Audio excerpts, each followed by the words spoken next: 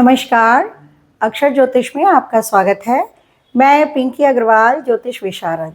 इस चैनल पर हम सरल और रुचिकर तरीके से ज्योतिष का पठन पाठन कर रहे हैं। हम लोगों ने वर्गों तक पढ़ लिया है, जिससे हमें ये पता चलता है कि हमारी लग्न कुंडली में जो प्लैनेट हमको किसी खास भाव में दिख रहा है, वो वास्तव में अगर हम दूसरे वर्गों में जाते हैं तो कहाँ है। तो षोडश वर्ग हमने जो पढ़ा था उसमें आधे मिनट तक जो है पिन पॉइंट किया गया है प्लैनेट को, तो वो हमने पिछले वीडियो में पढ़ लिया था। अब हम विषय पढ़ेंगे आज योग का। योग का विषय सबका फेवरेट विषय होता है, क्योंकि हर कोई ही जानना चाहता है कि कुंडली में कौन कौन से राजयोग हैं। हालांकि हम राजयोग भी पढ़ेंगे और दुर्योग भी पढ़ेंगे, लेकिन इसको अभी हम योग का ही नाम देंगे। तो इसका पहला खंड जो का भाग है वो हम शुरू कर रहे हैं। तो करते हैं शुरू, योग। तो अब ये हमने लिखा कि कुंडली में योग, इसे राजयोग भी कह सकते हैं, खाली योग भी कह सकते हैं, क्योंकि शुभ योग बनते हैं तो दुर्योग भी बनते हैं कुंडली में, है ना। तो योग का मायना क्या होता है? योग, हम आजकल तो योगा भी हम लोग करते हैं, उसका भी मतलब यही है कि हम अपने जुड़ते हैं अपने स्वास्थ्य से और ईश्वर से जुड़ने के लिए योग करते हैं, प्राणायाम करते हैं। तो योग शब्द का मायना ही जोड़ है, जमा करना, जोड़ करना, कुल करना, इकट्ठा करना सब चीज़ को। तो योग का मायना वही रहेगा, मायना नहीं बदलेगा, केवल संदर्भ बदल जाएगा। कुंडली में हम जब योग की बात करेंगे तो हम किसकी बात करेंगे? कॉम्बिनेशन ऑफ द योग, मतलब कॉम्बिनेशन ऑफ द भाव, ग्रह एंड राशि, उसको हम योग कहेंगे। यानी कि किस खास भाव में कौन से ग्रह होने पर या किस खास राशि में कौन से ग्रह होने पर योग बनते हैं, शुभ योग बनते हैं या दुर्योग बनते हैं। तो इस संदर्भ में हम सबसे पहले जो लेंगे वो पंच महापुरुष योगों को लेंगे। जैसे कि फलदीपिका में भी योग के चैप्टर में सबसे पहले उन्होंने पंच महापुरुष योग को ही लिया है, तो हम लोग भी यहाँ पर पंच महापुरुष योग को ही सबसे पहले शुरू करेंगे। तो हम यहाँ पे लिख लेते हैं कि हम पंच महापुरुष योग पढ़ने जा रहे हैं। पंच महापुरुष योग। अब ये नाम से ही पता चल रहा है, पंच महापुरुष, पांच महापुरुष, पांच बड़े पुरुष, है ना। पंच महापुरुष योग ये बहुत ही सुंदर और राजयोगों की श्रेणी में आता है पंच महापुरुष योग। तो पंच महापुरुष योग जो है ना, 5 प्लैनेट से बनता है। इसमें सूर्य को नहीं लेंगे, चंद्रमा को भी नहीं लेते हैं इसमें, और ना ही इनमें राहु केतु को लिया जाता है। तो ये पंच महापुरुष राजयोग किन किन से बनेंगे? मंगल से बनेंगे। यहाँ से हम शुरू कर लेते हैं, मंगल से बनेगा। फिर जैसे सोम मंगल बुध आता है तो बुध से बनेगा, ठीक है, तो हम इसी लाइन में लिखेंगे। उसके बाद गुरु से बनेगा, और उसके बाद शुक्र से बनेगा, ठीक है, और एक बार ये शनि से भी बनेगा। तो हमको ये देखना है कि ये जो 5 प्लैनेट हैं, मंगल, बुध, गुरु, शुक्र और शनि, पंच महापुरुष राजयोगों में ये 5 प्लैनेट ही भाग लेंगे और कोई नहीं भाग लेगा, ठीक है। तो इसलिए इसका नाम है पंच महापुरुष राजयोग। अब ये कैसे बनता है वो हमको देखना है, ठीक है। तो हम पहले भी पढ़ चुके हैं भावों को, जब हमने पढ़ा था कि केंद्र के भावों का बहुत महत्व है, त्रिकोण के भावों का बहुत महत्व है। तो ज़्यादातर शुभ राजयोग जो बनेंगे वो केंद्र और त्रिकोणों में ही बनते हैं। ये एक मतलब एक मोटा सिद्धांत है, जो हमें अगर समझ में आ जाता है तो हमें आसानी होती है। तो अब जैसे पंच महापुरुष योग है, तो पंच महापुरुष योग की पहले ही नंबर पे उन्होंने बोला है कि केंद्र में, यानी कि 1, 4, 7 और 10 ये हमारे केंद्र भाव हैं। 1, 4, 7 और 10, है ना, हाउसेस के हिसाब से हम ले रहे हैं केंद्र के भावों में। तो केंद्र के भावों में कहीं पर भी जब मंगल, अभी हम पहले मंगल के बारे में बात करेंगे, जब मंगल अपनी स्वराशि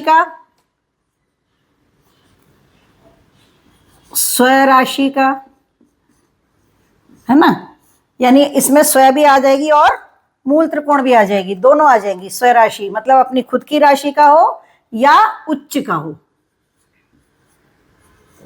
ठीक है। अब मंगल की स्वराशि कौन सी होती है?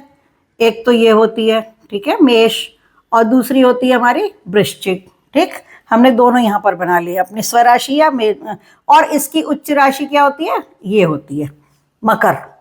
तो अब आप ये देखिए कि मंगल ग्रह यदि केंद्र में, केंद्र का मतलब हमारे ये जो 4 हाउसेस हैं इनमें कहीं पर भी या तो अपनी स्वराशि का हो, यानी कि या तो वृश्चिक में हो या मेष में, चूंकि हमने यहां बनाई है ना इसलिए हम यहां लिख रहे हैं, और हमारी उच्च की राशि मंगल की कहां पर है, हमारी इस कुंडली के अनुसार 10th हाउस में।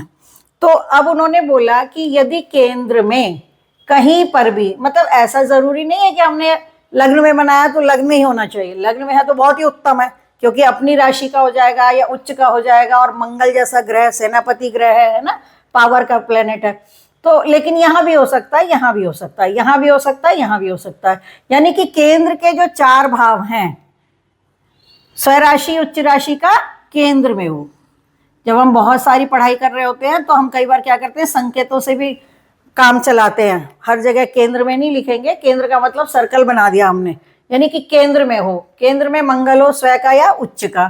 तो स्वराशि एक ये हो गई और ये हो गई, और ये 3 राशियों में हम ऐसे भी लर्न कर सकते हैं।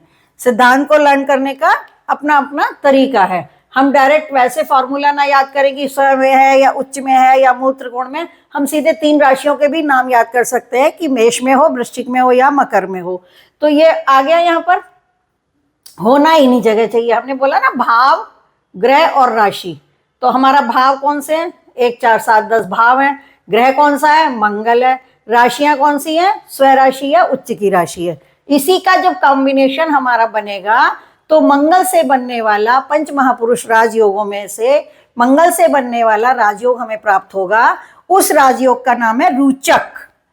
इस राजयोग का नाम रुचक है। यहां लिखने से चलेगा, दिखाई देगा ना, यहां लिखेंगे तो दिखेगा, दिक्कत नहीं है ना। हाँ, तो रुचक महापुरुष राजयोग है, इसका पूरा नाम है रुचक महापुरुष। अब इसको यहाँ पे हम ये भी समझ जाए कि इससे फायदा क्या होता है। देखिए, मंगल सेनापति ग्रह है, पावर का है, मसल पावर का है, और हमारे अंदर ब्लड प्रेशर को भी बढ़ाता है, बनाता है, ब्लड से भी इसका रिलेशन है। हमारे हड्डियों के अंदर जो मज्जा है जिसको हम बोन मैरो कहते हैं, उसका भी संबंध इसके साथ है। सारी लाल चीजों को देख करके हमें कैसा लगता है, एक अलग ही विद्युत प्रवाह होता है, खतरे का निशान भी लाल होता है, इसलिए रखा जाता है कि अधिक से अधिक दूरी से लाल कलर दिख जाता है, मतलब मैक्सिमम डिस्टेंस से हम लाल कलर को देख सकते हैं। दूसरे रंगों को कंपैरेटिवली कम डिस्टेंस पर देखेंगे, वो ज्यादा डिस्टेंस में नहीं दिखते हैं। तो अब ये जो मंगल है, जब हमारा स्वराशि या उच्च राशि या हमारी मूल त्रिकोण राशि का केंद्र के अंदर होगा तो ये बहुत अच्छे फल देगा। कैसे फल देगा, हमें हिम्मती बनाएगा, हमें साहसी बनाएगा, है ना। हम मतलब जहां भी खड़े होंगे तो सेनापति की तरह से, जैसे सेनापति क्या होता है, कमांड करता है, लीडर बनाता है हमको, है ना, अपनी सेना को मैनेज करता है। तो ये रुचक महापुरुष योग है। हम पहले भी मंगल के क्षेत्र में पढ़ चुके हैं, जब हमने मंगल के गुणधर्म पढ़े थे कि कुछ नामी ग्रामी हस्तियों के कुंडली में रुचक महापुरुष योग देखने के कारण हमने तब पढ़ा था कि वो पर्सनैलिटी के ऊपर पढ़ा था कि पर्सनैलिटी अच्छी होती है, ये लोग हेल्थ की फ्रीक होते हैं, हेल्थ का ध्यान रखते हैं वगैरह। तो ये हुआ पहला, नंबर 1, पहला पंच महापुरुष राजयोगों में मंगल बनाता है रुचक महापुरुष राजयोग। अब आ जाते हैं हम बुध के ऊपर, ठीक है। अच्छा, इसमें यह भी बात देखने की आएगी हमें, मतलब लर्न करने का तरीका है कि या तो ये चर राशियों में बनेगा, है ना, क्योंकि चर राशियां अगर केंद्र में आएंगी 1 4 7 10, तो एक मंगल की स्वया वाली आ गई और एक मंगल की उच्च राशि यहाँ पर आ गई, ठीक है। तो इन्हीं 4 लग्नों में बनने में ज्यादा संभावना है, या फिर ये बन सकता है स्थिर लग्नों में बन सकता है, क्योंकि स्थिर लग्नों में क्या होगा, 2 5 7 2 5 और 11 हमारी आएगी ना, तो उसमें 8 भी आएगी, 2 5 8 11, तो वो 8 नंबर राशि में से अगर बन रहा होगा, यदि वृश्चिक राशि से मंगल का राजयोग बनना है तो वो स्थिर लग्न में भी बन सकता है, यानी कि चर लग्न में बन सकता है और स्थिर लग्न में बन सकता है। द्विस्वभाव लग्नों में मंगल का रुचक महापुरुष राजयोग नहीं बनेगा। क्यों नहीं बनेगा, क्योंकि द्विस्वभाव लग्नों में हम पहले भी इस बात को कर चुके हैं स्टडी कि द्विस्वभाव लग्नों में तो 3 6 9 12 ही घूमती रहती हैं। अब 3 6 9 12 में ना तो हमारी कोई मंगल की स्वराशि आ रही है, ना ही हमारे मंगल की कोई उच्च राशि आ रही है। तो अगर किसी की द्विस्वभाव लगन है तो हम आराम से कह सकते हैं कि इनकी कुंडली में रुचक महापुरुष राजयोग नहीं बनेगा। अब आते हैं हम बुध के ऊपर, ठीक है। तो अब बुध के लिए तो देखो, बुध की अपनी राशि कन्या है, 3, 6, 9 और 12 की बात करनी पड़ेगी हमें।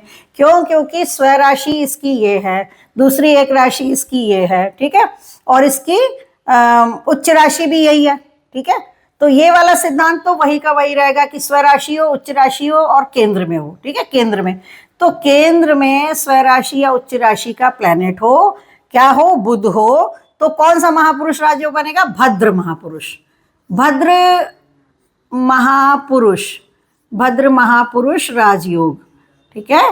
तो भद्र महापुरुष राजयोग है ये जो है बनता है बुध की कृपा से बनता है, जब किसी कुंडली में बुध स्वराशि का या अपनी मूल त्रिकोण राशि का या अपनी उच्च राशि का। तो अब मान लीजिए यही है, तो हम पहले भी पढ़ चुके हैं कि जो द्विस्वभाव लग्नें होती हैं उसमें यही लग्नें बार बार घूमती हैं, चाहे ये लगन में आ जाएगी, चाहे कन्या लगन में आ जाएगी, चाहे धनु लगन में आ जाएगी या मीन आ जाएगी, पर आएंगी ऐसे ही। ये आ गई तो फिर 9, 12, 3, 6 ऐसे हो जाएगा, है ना, घूमती रहेंगी। तो बुध से बनने वाला जो भद्र महापुरुष राजयोग है वो केवल और केवल द्विस्वभाव लग्नों में ही बनेगा।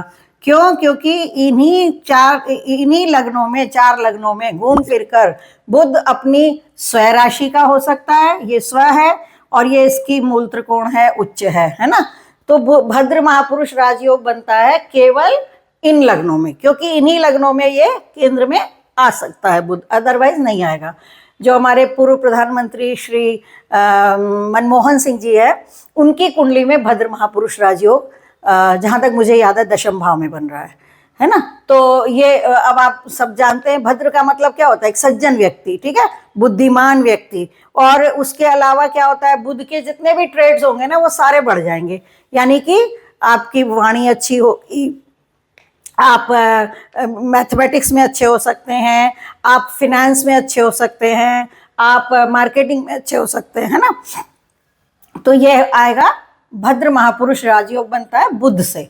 अब उसके बाद आ जाते हैं हम जुपिटर पे। जुपिटर भी इसी तरीके से स्वराशि या उच्च राशि का या अपने मूल त्रिकोण राशि का गुरु जब होता है केंद्र में, तो ये बनाता है हंस नामक हंस महापुरुष राजयोग, महापुरुष राजयोग, है ना। हंस का मतलब क्या होता है? हंस को बोलते ही हमें ये पता चल जाता है कि जो हंस होता है उसके बारे में ऐसा बोलते हैं, पुस्तकों में हमने पढ़ा है कि हंस को नीर क्षीर विवेक की क्षमता होती है। ऐसा कहा जाता है कि हंस के अंदर ये मतलब ज्ञान से है एक्चुअली इसका रिलेशन। हम इसको सीधे सीधे ले लें कि गुरु प्लेनेट भी ज्ञान का है, विस्तार का है, विद्या का है, अनंत आकाश होता है, आकाश तत्व का प्लेनेट है। कहते हैं ना कि जब किसी को बढ़ावा देना होता है तो हम कहते हैं आकाश अनंत है, तुम कितनी भी मेहनत करोगे तो दूर तक जा सकते हो। तो आकाश तत्व का प्लेनेट है गुरु हमारा, है ना, विस्तार का प्लेनेट है, विद्या का प्लेनेट है, तो ज्ञान का प्लेनेट है। तो इसलिए इससे बनने वाले राजयोग को हम कहते हैं हंस महापुरुष राजयोग। तो स्थिति वही रहेगी कि केंद्र में या तो ये अपनी स्वराशि का हो या अपनी उच्च राशि का हो या अपनी मूल त्रिकोण राशि का होगा। तो अब ये देखिए, स्वराशियां तो गुरु की ये है, मूल त्रिकोण राशि एक तो ये आ गई, ठीक है, और एक गुरु की ये आ गई, लेकिन यहाँ पे इसकी उच्च राशि नहीं आई है। तो जो चर लगने होती है जो हमने पहले मंगल में बताई थी, उसमें क्या होगा? उसमें 1, 4 और 7 और 10 ऐसे बन सकता है। तो यहाँ पर अगर जुपिटर आ जाता है, मतलब कोई भी लगन हो सकती है, मेष हो सकती है, कर्क हो सकती है, तुला हो सकती है, या फिर मकर भी हो सकती है। तो उसमें क्या होगा कि उच्च राशि जो गुरु की है, कर्क राशि, वो चर लग्नों के बीच में पड़ेगी, और जो इसकी खुद की राशि और मूल त्रिकोण राशि है ये पड़ेगी द्विस्वभाव लग्नों में। तो मतलब ये हम इसलिए बता रहे हैं कि हम को याद कैसे होगा। हम बार बार सोचेंगे किस लगन में कौन सा बन सकती है, कौन सी नहीं बन सकती है। तो अगर हमें कुछ चीज़ें क्लियर होंगी तो हम आराम से समझ सकते हैं कि भाई स्थिर लग्नों में हंस महापुरुष राजयोग नहीं बनेगा, क्योंकि स्थिर लग्नों में जो राशियां आती हैं उनमें हमारी ना तो गुरु की कोई उच्च राशि पड़ती है, ना ही गुरु की कोई स्व राशि पड़ती है। तो इसलिए ये एक्सप्लेनेशन किया जा रहा है ताकि हमें समझ में आए। अब ये राजयोग क्या देगा? गुरु है, प्लैनेटिक विद्या का है, ज्ञान का है, तो ज्ञान देगा, विद्या देगा, हमको अच्छे से पढ़ाएगा, हमको मतलब अच्छा ओरेटर बना सकता है, हमको अच्छा वक्ता बना सकता है, हमको मोटिवेशनल स्पीकर बना सकता है, प्रीचर बना सकता है, टीचर अच्छा बना सकता है, नामी ग्रामी टीचर बना सकता है। तो जुपिटर प्लैनेट से हमें हंस महापुरुष राजयोग देखने को मिलता है, जो 2 प्रकार की लग्नों में मिल सकता है। स्वभाव लग्नों में बहुत आसानी से मिल सकता है, या फिर हमें चर लग्नों में मिल सकता है। चर लगन में से कोई भी आ सकती है, हमने यहाँ पे मेष बनाई है, लेकिन हम दूसरी लगन भी कोई बनाए तो हमें मिल जाएगा। तुला लगन में बन सकता है ना, कर्क लगन में भी बन सकता है। तो ये हो गई बात। तो इससे हमें थोड़ा थोड़ा चीज़ें याद हो जाएंगी। अच्छा तरीका तो ये है कि हमारे पास जो हॉरोस्कोप्स हैं हम उनमें भी चेक करें कि क्या किसी कुंडली में। अच्छा, इसमें एक बात यहाँ पे ये भी याद आ गई कि ये जो महापुरुष राजयोग हैं इनमें सूर्य चंद्रमा की युति अगर हो जाती है, अगर सूर्य चंद्रमा साथ आ जाते हैं तो उसका प्रभाव कम हो जाता है, क्योंकि ल्यूमिनरीज को नहीं लिया गया है। उसका कोई कारण है। क्यों? कारण क्या है कि एक तो हमारी लगन होती है जो हमारी पूरी पर्सनालिटी को बताती है, ठीक है। उसके बाद हम चंद्र लगन को बहुत महत्व देते हैं, चंद्र राशि को। चंद्र लगन पुराने पंडित जी लोग होते थे, चंद्र लगन की कुंडली बना के जरूर देते थे। वो चंद्रमा को जरूर बीच में केंद्र में रख करके हॉरोस्कोप बना देते, क्योंकि चंद्रमा से भी बहुत सारे योग बनते हैं। और इसी तरीके से सूर्य की लगन होती है। चंद्रमा हमारे मन को डिनोट करता है, दिल को बताता है हमारे। तो लगन बताती है हमारी पर्सनैलिटी को, हम कैसे, हमारा रूप रंग कैसा होगा, स्वास्थ्य कैसा होगा, ये हमारी लगन बताती है। और चंद्रमा की पोजीशन बताती है कि हमारा मन कैसा है। और सूर्य की पोजीशन ये बताती है, सूर्य की स्थिति ये बताती है कि हमारी आत्मा कैसी है। तो एक ह्यूमन बीइंग के पास तीनों चीजें होती हैं, मन, शरीर भी होता है, मन भी होता है और आत्मा भी होती है। तो इसलिए सूर्य को और चंद्रमा को लग्नेश के तौर पर भी लिया जाता है। और खास तौर से अगर हम जब प्रोफेशन का कैलकुलेशन करते हैं कि कोई व्यक्ति किस प्रोफेशन में जाएगा, या इसको कैसा राज्य से लाभ मिलेगा या नहीं मिलेगा, वो सारी चीज़ों के टाइम पे हमें बहुत ज़्यादा सूर्य को भी देखना होता है। तो इसलिए भी शायद वहाँ यहाँ पर 5 ही ग्रहों को लिया गया। और जितने भी योग हैं उनमें राहु केतु को नहीं लिया गया है। एक्चुअली राहु केतु नेगेट कर देते हैं। राहु केतु के साथ अगर, जैसे हमने जो पोजीशंस बताई, अच्छी अच्छी पोजीशन बता दी हमने प्लैनेट्स की, पर अगर उसके साथ में राहु केतु आ गया तो प्रभाव कम हो जाएगा। क्योंकि राहु केतु क्या करेंगे, जहाँ बैठेंगे वहाँ की नेगेटिविटी शुरू करेंगे, जहाँ देखेंगे वहाँ की नेगेटिविटी, जिसके साथ बैठे उसकी नेगेटिविटी करेंगे, जिस राशि में बैठे उसके मालिक को भी परेशान करते हैं, है ना। तो इसलिए राहु केतु को नहीं लिया जाता। और अगर राहु केतु या सूर्य चंद्रमा की युति इन सुंदर योगों में पड़ गई तो हमारा जो महापुरुष राजयोग है वो उतना प्रभावशाली नहीं रहेगा जितना कि उसे हो सकता था, ठीक है। तो एक तो ये बात हो गई।